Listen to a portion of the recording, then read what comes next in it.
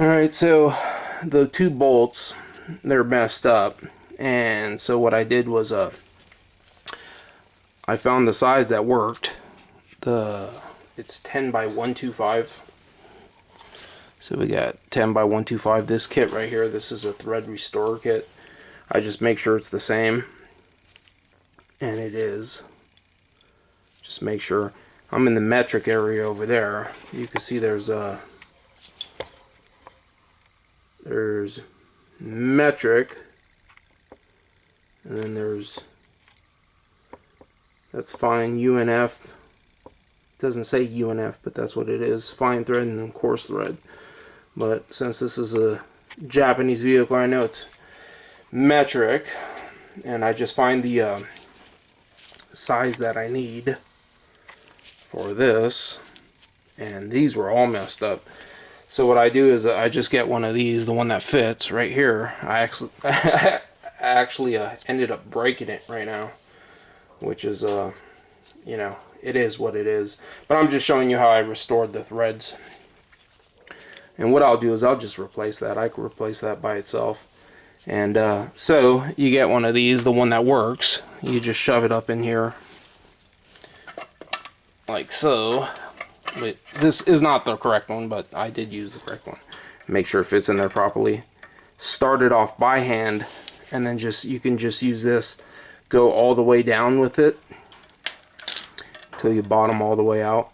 And I just get the impact, and with the impact, up and down, up and down, up and down, just to clean off the thread. So now it fits in there perfectly. And then also what I did is, so that's what you use in order to fix this, which I did. That goes back over there. It actually says what it is. This, in this case, says M12 by 1.5. That is not the one I used. Like I said, I just broke that one after already finishing the job that I needed to do, which is a good thing. But this is 10 by 125. So you see it on the number right here. M10.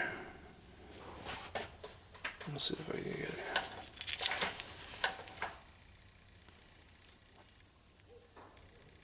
it. M10 by 1.25. M10 by 1.25. Anyways, so these were, I don't want any problems when I'm putting it back. I want to make sure. So what happens is if I take it off and it doesn't line up properly when I'm trying to put it back, it might even get worse and more cross-threaded, and then it just won't hold in there tightly. So I just want to show you basically what I did. Also, in order to push in, let's see if I can get the get all this stuff in here. I'm going to show you what I did to get the threads fixed also on, let's see, got the hammer. Give me 1 second. Take you over there. Show you exactly what's going on. Stuff in my way. So basically, the threads were messed up.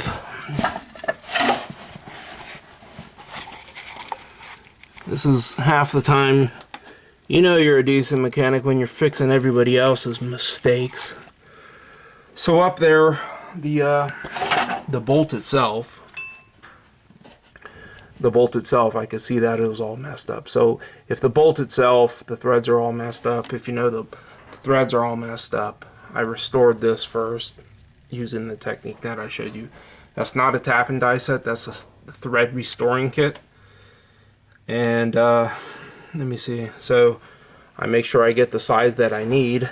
And what I did, well, first of all, these were popping out a small amount. So what I did to get those, and I did not mess up the threads on this. So I'm just showing you what I did in order to. So I put this almost all the way in. Okay, so what my goal is to push that back in. Hold on.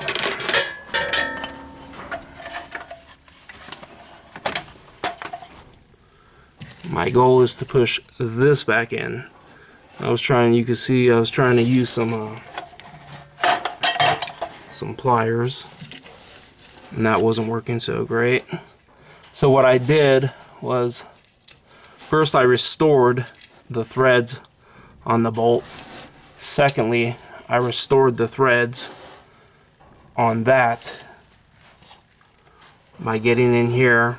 I oiled it up real good, got it in there, used a ratcheting wrench to go all the way in, all the way out, all the way in, all the way out, all the way in, all the way out. I did it also on the top like that. And what I did was I got myself a punch. See how this isn't bottomed out really? And you could take off this washer. So just, you could take off this washer, start this off, come over here with this punch, and with this punch, I whack the punch right here. And I whack it right there, and I push these back in. You push those back in, and I put the new pump up there, and it fits in there perfectly. There's no drag or nothing. So I just did that with both top and bottom in order to punch these back in, because if you don't punch these back in, then you're gonna have lots of drag when you're trying to put that new pump in. Not to mention these cross-threaded bolts and cross-threaded nuts. They're going to give you lots of problem too if you end up lining it up improperly. So you can see they just slide in there no problem now. It goes in there. You just start them all by hand. That's it. So I cleaned out the top, I cleaned out the bottom. I ended up breaking my the die though, so I'm gonna have to replace that. That's no problem. So when I get to putting everything back, the reason I haven't put it back yet is because I'm waiting for the hose. The hose is going to be coming in. But I thought this was a good example of if you take this to a shop who pays their employees by flat rate, I can guarantee they really ain't going to be doing stuff like this, because this takes me half an hour to get in there, to clean out the threads, to get these new bolts, clean out threads. They might grab some new bolts if they're at a good shop. I mean, if you're at a good shop and they have hardware, they might grab some new bolts. But most time they're trying to get the job done. And that's really why I don't trust anybody to work on any of my stuff. And I've seen it firsthand, you know, people doing. They just don't go above and beyond, you know. That's why even if you have money to spend on, you know, people to pay for your own vehicles, it pays off to work on your own stuff, because they just don't go above and beyond. And if it's a vehicle you care about, you know you will, especially if you have the tools. That thread restoring kit, that's about a $90 kit right there. I'm gonna have to replace the 10x125. I ended up messing it up, but I had already finished restoring the threads. I just tightened it too tight and pressing it, and ended up bending it a little bit. But I'll just go to the store and swap it out or something, because this has a lifetime warranty. I don't want to switch out the whole kit. I'll just switch out that one piece. So if you have messed up threads, this is the kit to have. It's a thread restore. It's not a tap and die.